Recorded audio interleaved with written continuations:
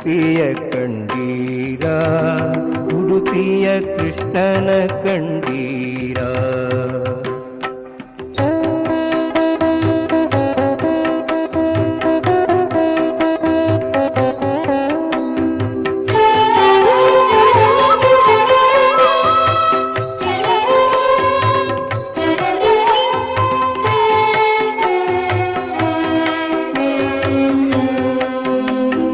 ಜಗದೊಡೆಯ ಬಂದ ಉಡುಪಿಯಲಿ ನಿಂದ ಪಡುಗಡಲ ದಾರಿಯಿಂದ, ಜಗದೊಡೆಯ ಬಂದ ಉಡುಪಿಯಲಿ ನಿಂದ ಪಡುಗಡಲ ದಾರಿಯಿಂದ.